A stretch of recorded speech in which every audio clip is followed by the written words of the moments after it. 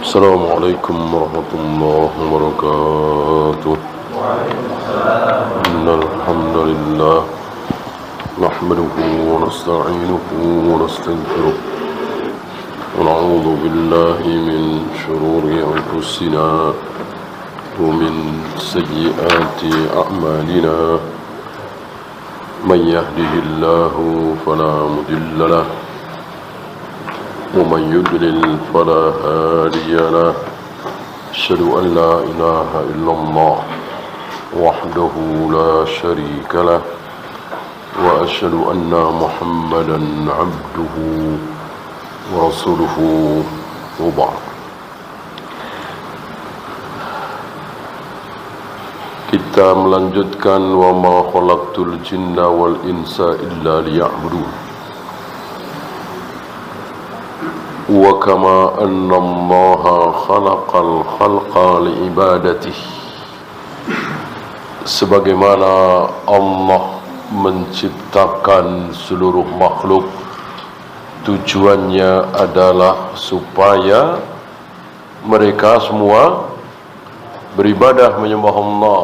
Wa kadzalika arsalar rusul, demikian pula ketika Allah mengutus para nabi, para rasul. Kemarin sudah kita bahas ada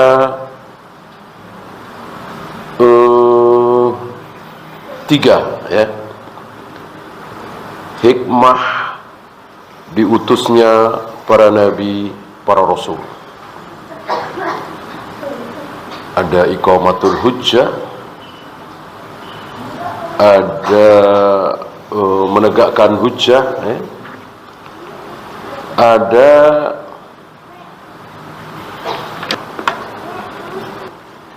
mendekatkan diri kepada Allah.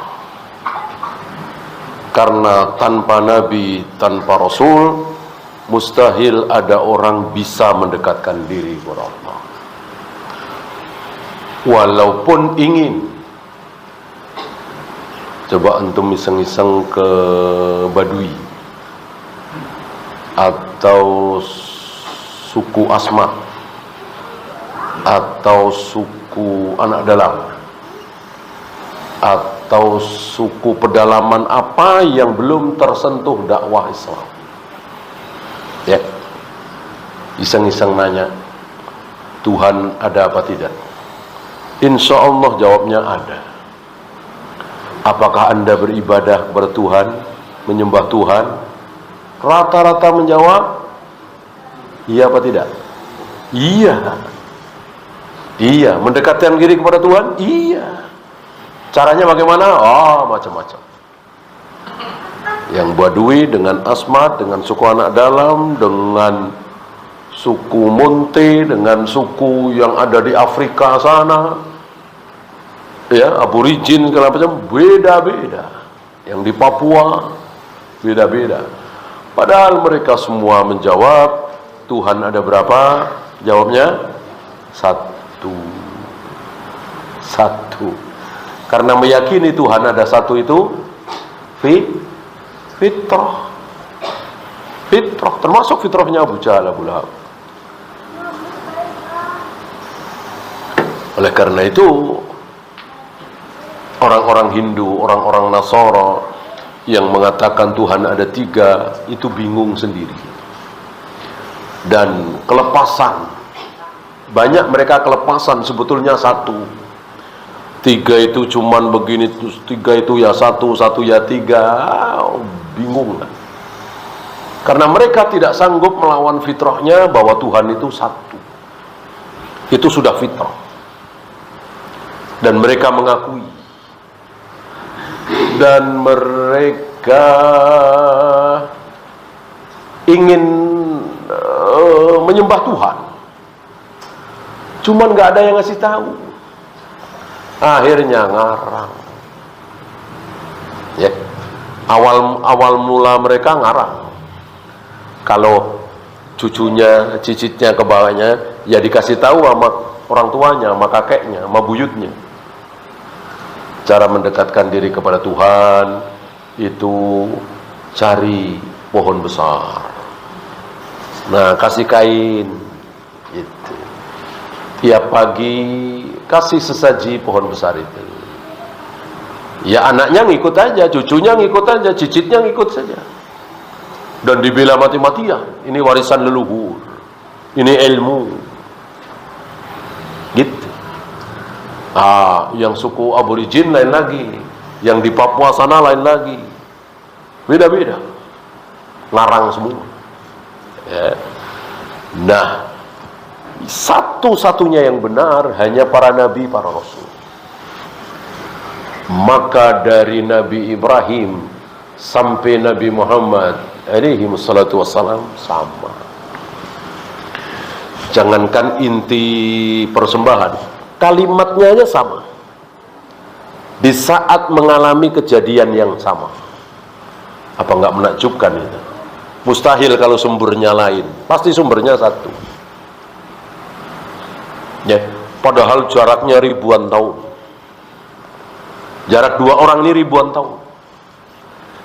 Tapi ketika dua orang ini mengalami keadaan yang kepepet, udah nggak ada jalan lagi, istilah kita di ujung tanduk, dua orang ini mengucapkan kalimat yang sama. Itu sekedar kalimat. Apa?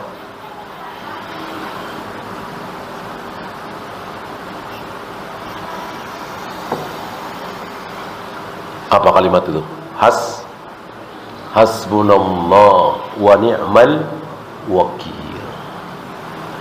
Cukup Allah bagi kami. Dia sebaik-baik pelindung. Padahal dua orang ini jaraknya ribuan tahun. Nggak saling melihat, nggak saling kenal. Ya akhirnya kenal lewat wahyu. Ya. Dua orang itu adalah dua-duanya Khalilullah. Dua-duanya Khalilur Rahman. Yang satu bernama Ibrahim, yang satu lagi bernama Muhammad alaihi wassalatu wassalam. Ayah dan anak, anak dan ayah. Ayah yang kesekian tentunya. Kalau anak kenal ayah kakek mungkin wajar ya. Kan ada catatan sejarah gitu. Nah ini anak atau ayah kakek yang kesekian, yaitu Nabi Ibrahim, tahu tentang Nabi Muhammad SAW. Ini kan aneh. Aneh sekali ya. Sangat aneh sekali. Yaitu terjadi. Nabi Ibrahim tahu bahwa nanti di akhir zaman sekian ribu tahun lagi salah satu anak keturunan beliau akan lahir bernama Ahmad atau Muhammad dengan ciri begini dan itu atas doa beliau saat beliau meninggalkan istrinya bersama bayinya Ismail. Masih bayi Ismail. Di padang yang sangat tandus, sedikit sekali tanaman, tidak ada sumber air, tidak ada manusia. Belum ada manusia. Suku Jurhum itu belum datang ke situ. Kan suku Jurhum itu datang ke situ setelah burung gagak itu muter-muter, kawanan burung muter-muter. Menunjukkan bahwa di situ ada sumber air yang muncul dari kaki si bayi Nabi Sulaiman yang menangis sejadi-jadinya karena lapar, haus, entah sudah berapa jam, mungkin seharian kali, tidak mendapatkan ASI, sudah kering ASInya, karena nggak makan apa-apa, nggak minum apa. Nah, ketika Nabi Ibrahim meninggalkan mereka berdua atas perintah Allah, dan ini sekali lagi pelajaran besar bagi kita, kalau diperintahkan oleh Allah jangan ditimbang oleh akal. Seandainya Nabi Ibrahim menimbang dengan akal, insya Allah beliau tidak akan tega, tidak akan mau meninggalkan istrinya dengan bayinya berdua tanpa perbekalan makan dan minum yang cukup. Tidak ada manusia, tidak ada sumber air, tidak ada tanaman kecuali sedikit sekali. Ini betul-betul apa ya, perintah yang nggak masuk akal, nggak waras lah. Tapi inilah Nabi Ibrahim. Waras nggak waras, kalau ini perintah Allah wajib ditaati, sami'na wa ata'na. Dan dengan ketaatan beliau, antum tahu apa akibatnya, dikenang sepanjang zaman sampai hari ini kisah ini, dan dipuji, bahkan disebut-sebut namanya, sampai kita tiap hari menyebut nama beliau. Ya, berapa kali itu dalam salawat, ketika at-tahiyat pasti kita menyebut nama beliau, akibat ketaatan beliau. Ya.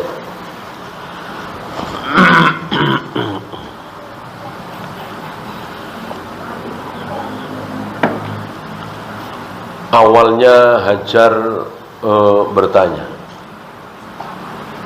engkau akan tinggalkan kami berdua di tempat seperti ini? Dijawab oleh Nabi Ibrahim, iya. Engkau tinggalkan kami berdua di tempat seperti ini? Nabi Ibrahim jawab, iya. Ya. Lalu diam, mungkin berpikir ya, suamiku kok begini. Langsung Hajar bertanya, Allahu amaraka bihadza. Apakah Allah yang memerintahkan engkau seperti ini, meninggalkan kami berdua? Dijawab oleh Nabi Ibrahim, iya. Begitu Hajar tahu bahwa ini perintah Allah, Hajar tidak ragu-ragu mengatakan, tinggalkan kami segera. Tinggalkan kami segera.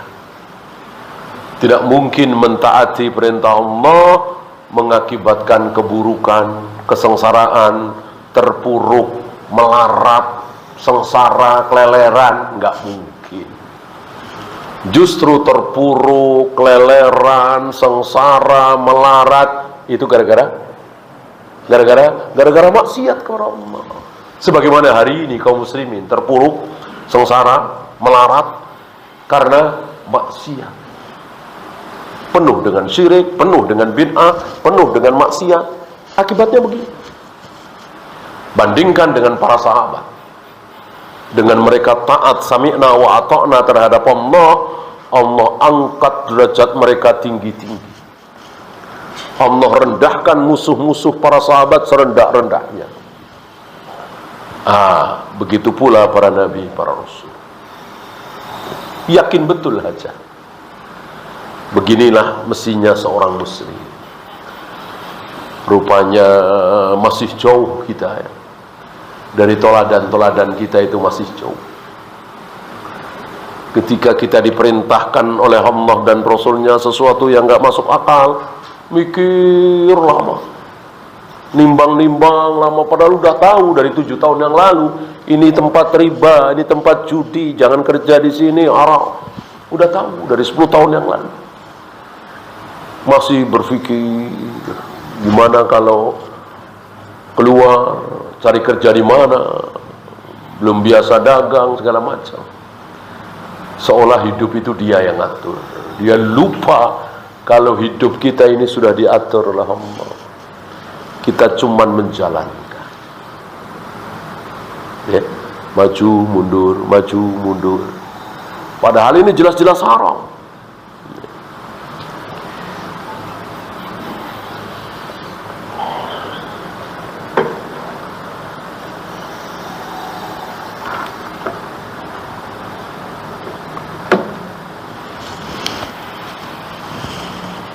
Walaqad ba'atna fi kulli ummatin rasulan. Sungguh telah kami utus di setiap umat itu Rasul. An ya'budullaha, maka seluruh para nabi, para rasul itu memerintahkan an ya'budullaha, sembahlah Allah satu-satunya, wajtanibut taghut, dan jauhi taghut. Beliau mengatakan wajtanibu, istanaba, yajtanibu, istanib. Fi'il apa? Fi'il apa? Jelas fi'il amr. Fi'il amr, ya, perintah, ya, tapi bimaknan nahyi, maknanya larangan. Memang perintah, jauhilah, kan perintah, tapi maknanya adalah larangan. Melarang apa? Melarang mendekati togut, gitu ya. Karena banyak perintah yang sebetulnya adalah larangan, ya, ada. Faman syaa falyu'min wa man syaa falyakfur. Barang siapa yang mau beriman, silahkan beriman. Barang siapa yang mau kafir, silahkan kafir. Ada perintah silahkan kafir, seolah-olah nyuruh kafir. Betul kan? Tentu tidak.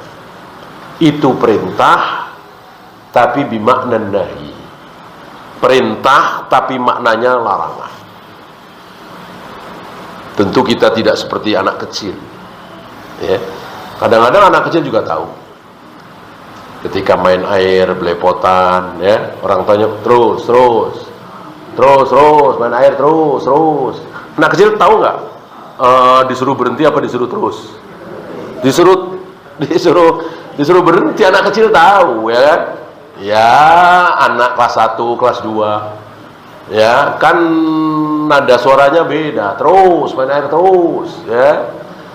Ya kalau anak betul-betul kecil mungkin 2 tahunan mungkin iya nggak paham, ya. Suruh terus ya terus, seneng, ya. Ya anak kelas 2 SD, kelas 3 SD dia tahu. Oh ini ibunya marah, disuruh terus malah diem, iya kan? Malah ketakutan, padahal disuruh terus, karena dia tahu, paham. Ini al-amru bimaknan nahi, perintah tapi maknanya adalah larangan, gitu. Dan itu ada di Al-Quran dan Sunnah. Maka kita harus paham dan harus mempelajari kaidah tafsir seperti ini. Ada lagi khobar, tapi bimakna tolak, maknanya perintah, tolak, amr. Padahal sekedar khobar, informasi, ya. Apa misalnya yatarabbasna bi anfusihinna salasata quru.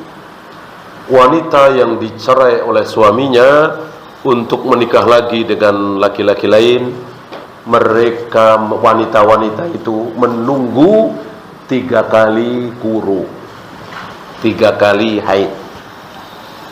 Nggak ada kata-kata tunggulah. Ittarabbasna bukan, tapi yatarabbasna fi'il mudhari, bukan fi'il amr. Jadi artinya sebuah informasi. Perempuan yang ditalak suaminya untuk menikah lagi dengan laki-laki lain, perempuan itu menunggu 3 kali haid. Maksudnya tunggulah sampai 3 kali haid, baru boleh nikah lagi dengan laki-laki lain. Kalau perempuan itu hamil, nunggunya sampai lahir. Kalau perempuan tersebut ditinggal mati suaminya, nunggunya sampai arba'ata asyhurin wa asyra, 4 bulan 10 hari.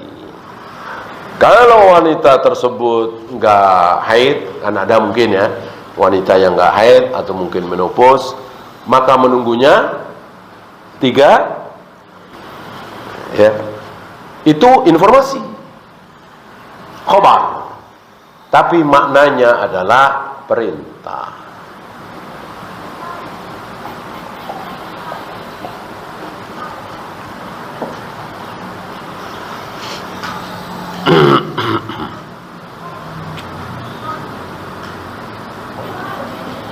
Wajtanibut togut, sekarang beliau membahas apa itu togut.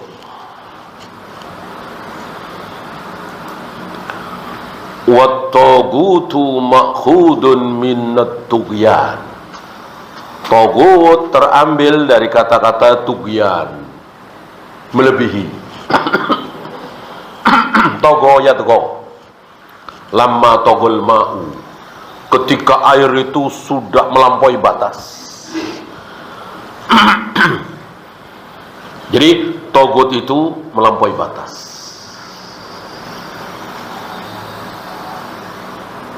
Kelebihan.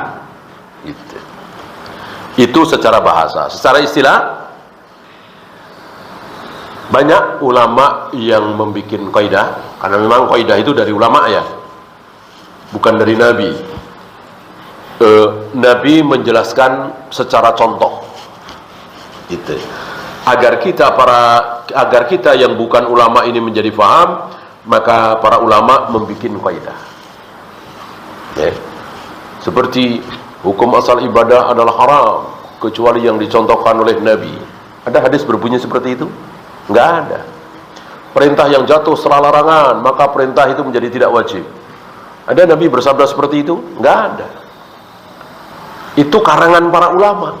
Untuk apa? Untuk memudahkan agar kita ini faham. Nah, adapun para sahabat walillahilham sudah pada faham. Karena kan melihat langsung kaidah itu di depan mata, yaitu Rasulullah alaihi salatu wassalam. Ya. Maka enggak ada para sahabat selesai tahallul gunting rambut langsung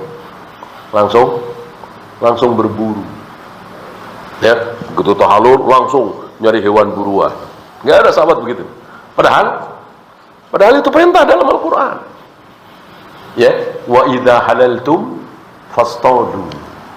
Jika kalian telah tahallul, maka berburulah. Kan perintah ini.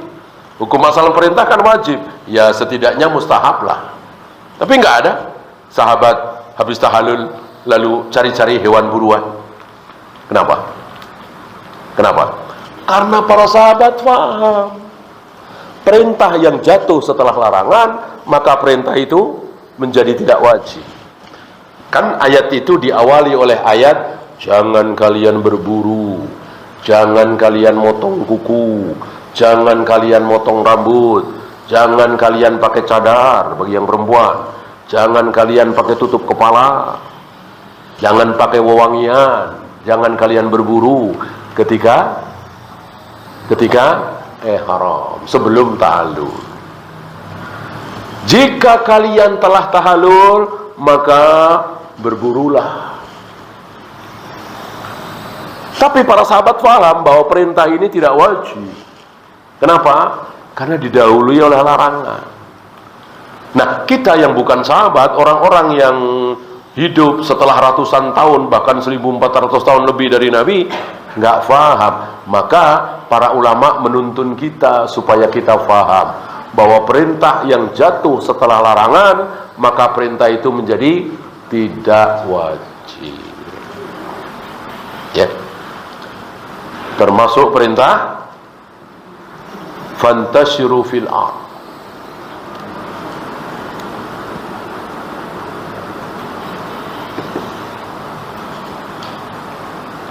Fa idza qudiyatis salatu fantashiru fil ard. Jika sholat Jumat telah kalian tunaikan, maka bertebaranlah kalian di muka bumi. Yang petani kembali ke sawah ladang untuk bertani, yang pedagang kembali ke pasar untuk berdagang, yang pegawai kembali ke kantor untuk bekerja, yang guru dosen kembali ke kampus untuk ngajar, dan seterusnya. Ya. Maka habis sholat Jumat tidur dosa katanya. Ini nggak faham kaidah tadi. Faham tahu ayat tapi tidak tahu kaidah, tahu dalil tapi tidak tahu kaidah. Dalil seperti itu. Fa idza qudiyatis salatu fantashiru fil ard. apabila sholat Jumat telah kalian tunaikan, bertebaranlah kalian kembali ke muka bumi, bekerja tadi, ya. Nah, yang faham kaidah akan mengatakan ini tidak wajib, maka habis sholat Jumat tidur boleh, ya, tidak haram. Kenapa?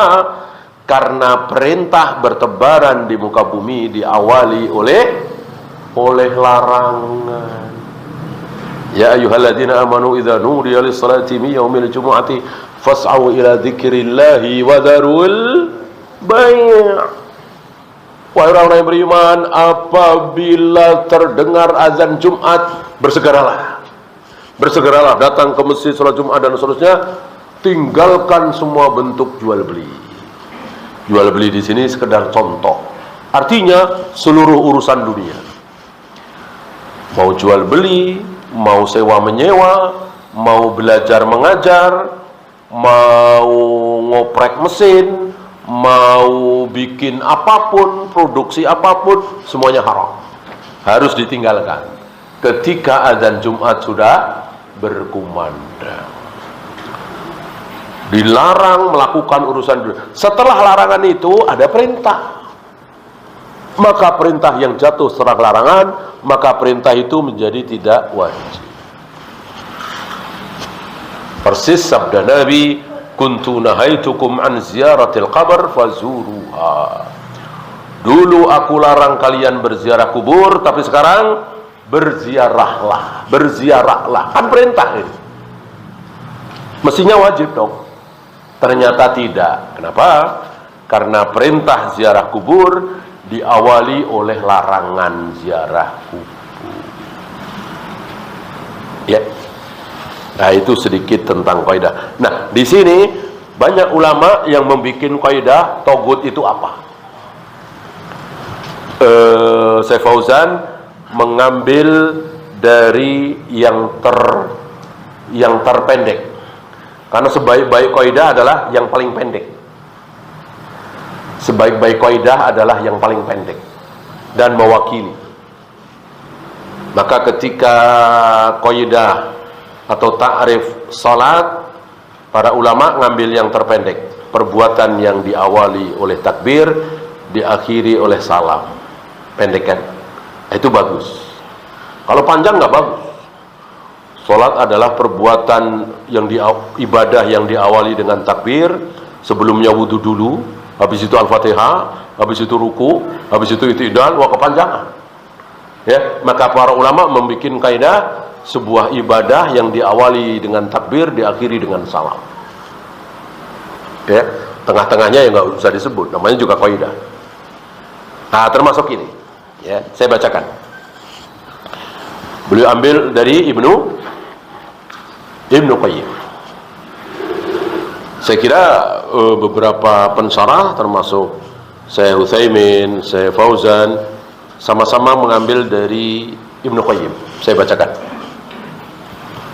Kullu ma tajawaza bihi al-'abdu haddahu. Setiap hamba yang melampaui batas itu tagut.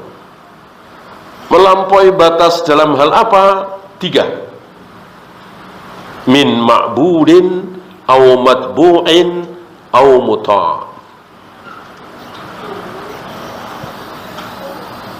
Pertama, melampaui batas karena apa? Disembah. Orang yang disembah udah pasti melampaui batas. Karena yang berhak disembah tentu Tuhan. Dalam hal ini insya Allah sepakat manusia bahwa ketika manusia disembah itu pasti tidak baik. Ya, maka ketika orang menyembah-nyembah dia nggak mau, dia menyembah saya itu. Ya, enggak. Bahkan kata-kata sembah ini untuk manusia itu sebagai cibiran. Ya. Sebagai hinaan, bukan pujian. Ya. Beda kalau taat, nurut, apalagi cinta. Ini bisa pujian untuk sesama manusia ya. Adapun menyembah celaan, ya, nggak mungkin pujian. Ya bagus tuh, baik dia udah mau nyembah si fulan, nah, pasti itu ngeledek, nggak mungkin muji. Ya dia mau udah disembah-sembah sama pengikutnya. Nah ini kan celaan kan, bukan pujian. Ya, oh dia mau kalau pulang kampung disembah-sembah itu, pasti ngeledek, nggak mungkin muji, nyembah. Karena hampir seluruh manusia sepakat bahwa yang berhak disembah hanya Allah. Kata-kata sembah ya, ibadah ya.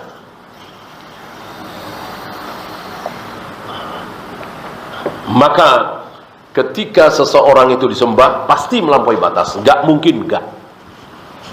Pasti melampaui batas. Nah, itu pertama. Yang kedua, matbu'in, diikuti ya. Untuk yang diikuti ini bisa melampaui batas, bisa tidak. Dia rajin ke masjid, kita ikuti, tentu tidak melampaui batas. Dia rajin pulang kampung, nengokin orang tuanya, kita ikut-ikutan. Tadinya kita cuma setahun sekali, lihat teman kita setahun 3 kali, padahal lebih jauh, kita ikut-ikutan. Bismillah lah. Dia punya kendaraan, saya juga punya kendaraan. Malah kendaraan saya lebih bagus. Ikut-ikutan. Berlebihan? Belum. Tidak berlebihan itu. Karena memang baik, bagus. Atau dia suka kopi pahit. Tadinya kita kopinya manis terus. Nah, dia kopi pahit, katanya sehat. Nah, kita ikut-ikutan. Melampaui batas? Belum. Belum. Dia suka kambing, kita ikut-ikutan. Tadinya kita nggak suka. Ini belum melampaui batas. Kalau dia suka hal yang haram, lalu kita ikuti, itu baru melampaui batas di sini. Dia berbuat maksiat, kita ikut. Dia berbuat bid'ah, kita ikut. Dia berbuat syirik, kita ikut. Itu yang melampaui batas. Dan itu terjadi ribuan, mungkin jutaan.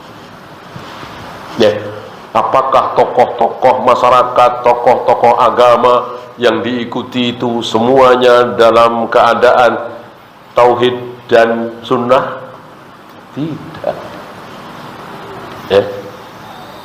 Dia bikin apa itu?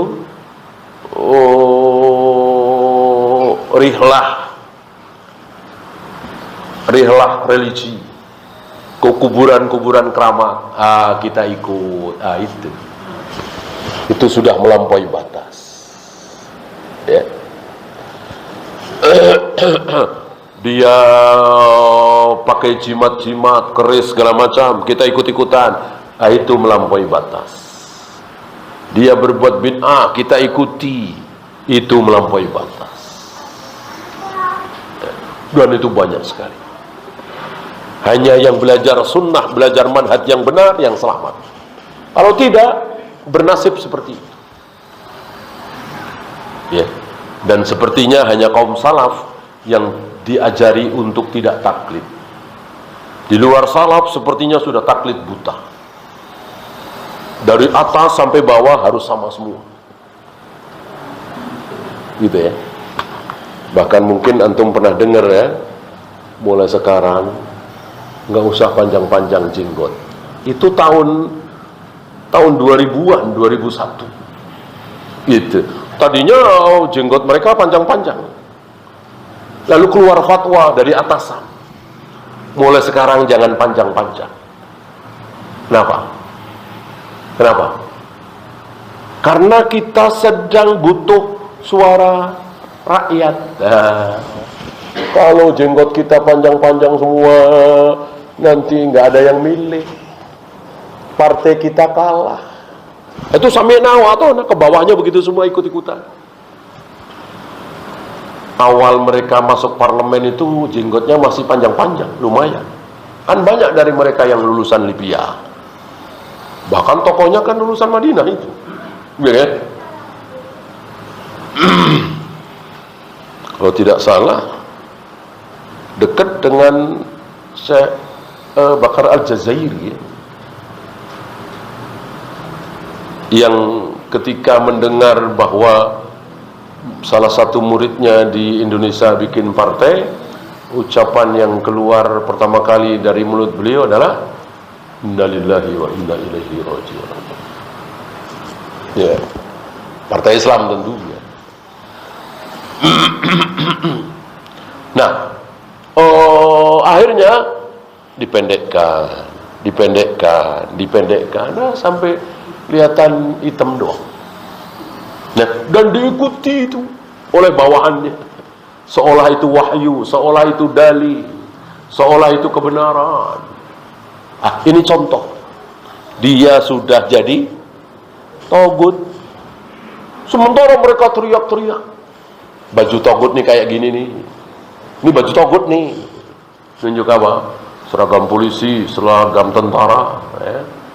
Dulu pernah ada Ikhwan naik kereta zaman dulu, ada anak kecil, mungkin TK apa kelas 1, kelas 1, nunjuk tentara itu di kereta itu, baju togut. Tentu dia diajarin sama orang tuanya. Nggak mungkin dia ngarang sendiri sebenarnya. Diajarin sama orang tua, baju togut kayak gitu tuh. Mereka nunjuk itu. Pemerintah togut, ini togut. Dia sendiri togut. Karena togut itu diikuti dalam hal maksiat, bid'ah, syirik, tapi diikuti. Itulah togut. Ya.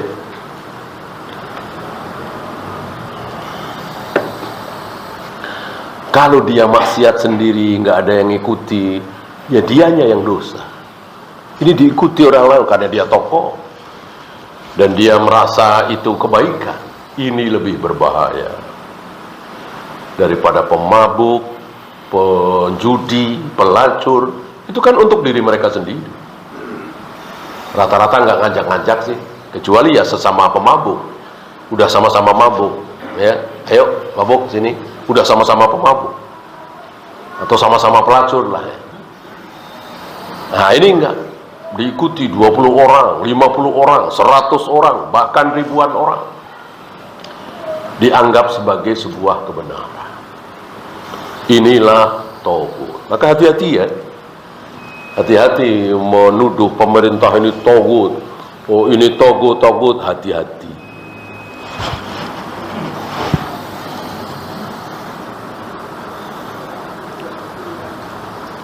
Al-muta', yang terakhir ditaati. Untuk yang ditaati ini biasanya pemimpin. Ya. Apakah ketika kita mentaati seseorang otomatis dia togut? Jawabnya belum tentu. Belum tentu. Ya. Awas, besok pakai korpri, seragam korpri, kita taat. Apakah jadi togut? Enggak. Karena pakai seragam korpri haram apa halal? Halal. Ya. Awas, besok pakai seragam kuning coklat misalnya. Togut? Belum, karena itu halal. Ya. Awas, mulai besok cukur jenggot, jangan pakai jilbab. Kalau ada yang ulang tahun harus ngasih selamat. Nah, ini udah mulai togut. Jadi ditaati dalam hal maksiat, ditaati dalam hal dosa. Ya, silakan azan dulu. Wassallallahu ala Muhammadin sallallahu alaihi wasallam. Wa akhiru da'wana alhamdulillahi rabbil alamin. Alhamdulillah, salatu wassalamu ala rasulillah, la hawla wa la quwwata illa billah al-ba'd.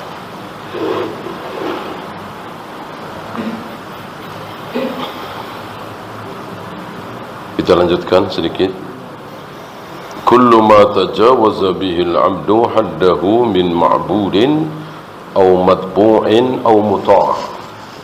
Ada 3 yang berlebihan. Pertama, disembah, ini pasti berlebihan, nggak mungkin nggak. Yang kedua diikuti, bisa berlebihan bisa tidak. Yang terakhir muta', ditaati, ini bisa berlebihan bisa tidak. Bahkan bisa disebut menyembah. Mana dalil? Ittakhadhu ahbarahum wa ruhbanahum arbaban min dunillah. Ketika ayat ini turun, Adi bin Hatim protes, bukan protes ya, nggak faham. Gitu. Ittakhadhu ahbarahum wa ruhbanahum min dunillah, bahwa orang-orang ahli kitab itu menyembah para ahbar, para ruhban, para pendeta, para pastor, disembah oleh orang-orang ahli kitab. Nah, mendengar ayat ini, Adi bin Hatim yang mantan Nasara itu bertanya, "Ya Rasul, sewaktu saya masih Nasara, nggak pernah kami sujud, ruku, menyembah pendeta dan pastor, nggak pernah. Kenapa ayat Al-Quran menyatakan bahwa orang-orang Nasara itu menyembah para pendeta, para pastor? Padahal seingat saya nggak ada itu. Ruku, sujud menyembah ya kepada pendeta, pastor, nggak ada. Kok dibilang menyembah? Di sini Nabi bertanya, apakah para pendeta, para pastor menurut pengetahuanmu menghalalkan yang haram? Yang haram dihalalkan? Oh iya, betul. Seperti menghalalkan babi, menghalalkan riba, menghalalkan khamr. Itu sebetulnya diharamkan oleh Nabi Isa, oleh Yesus mereka. Tapi dihalalkan oleh para pendeta, para pastor. Betul? Betul kalau itu. Terus kalian ikut menghalalkan? Iya, kami ikut menghalalkan. Waktu saya masih Nasara. Lalu para pendeta, para pastor mengharamkan yang halal diharamkan. Misalnya nikah jelas halal kan? Diharamkan oleh mereka. Sebagian orang-orang tertentu kan mengharamkan nikah. Kalau levelnya sudah tinggi, mungkin pastor. Terus kalian ikut-ikutan mengharamkan? Iya. Tilka ibadatuhum. Itu yang dimaksud oleh Allah bahwa kalian menyembah mereka. Semakin ngeri kita menyaksikan kaum muslimin hari ini yang ikut-ikutan menghalalkan yang haram, mengharamkan yang halal karena ikut tokoh. Siapa bilang bunga bank riba? Enggak, itu halal. Didengar oleh ribuan kaum muslimin karena dia tokoh, diikuti. Ya. Siapa bilang salat berjamaah itu wajib? Itu sunnah aja. Lalu diikuti oleh kaum muslimin. Siapa bilang jenggot itu sunnah? Enggak, itu ya kebiasaan orang Arab aja. Diikuti dan seterusnya.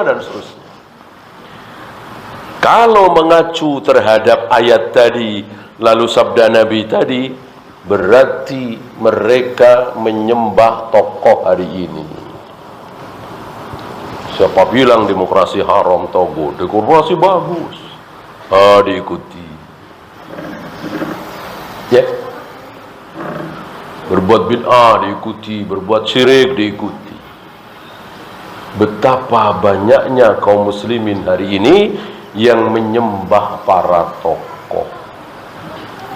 Karena tokohnya itu menghalalkan yang haram, mengharamkan yang halal. Ya. Asuransi judi kata siapa? Kan ketahuan. Riba dari mana? Kan jelas. Padahal tidak syak lagi di dalam asuransi ada judinya, ada ribanya, ada satu lagi apa? Agoror. Ketika ada satu aja, udah haram. Antum jual beli, kok goror? Haram. Antum jual beli atau sewa menyewa atau muamalah apalah, Kok ada maisirnya, judinya? Haram. Antum bermuamalah, berjual beli, kok ada ribanya? Haram. Ini tiga-tiganya ada. Ribanya ada, gorornya ada, maisirnya ada. Tiga keharaman ada di asuransi. Tiba-tiba ada seorang tokoh muslim mengatakan asuransi halal. Karena ini asuransi tidak sembarang asuransi. Ini asuransi syariah. Ya. Ternyata namanya saja yang diarab-arabkan. Ternyata sama. Store sekian dapat sekian. Kan riba. Store tiap bulan, store tiap bulan, store tiap bulan, store tiap bulan. Dihitung-hitung dapat 3 juta. Waktu itu dia dapat 10 juta. Yang 7 juta apa namanya? Kan dia store itu total setelah sekian bulan 3 juta. Tiba-tiba karena dia kecelakaan atau sakit atau apa, dia dapat 10 juta. Yang 7 juta apa namanya? Apa namanya? Apalagi kalau bukan riba. 3 jadi 10, 7-nya apa? Ya riba. Ya, jelas itu riba. Mau dibilang apa kalau bukan riba?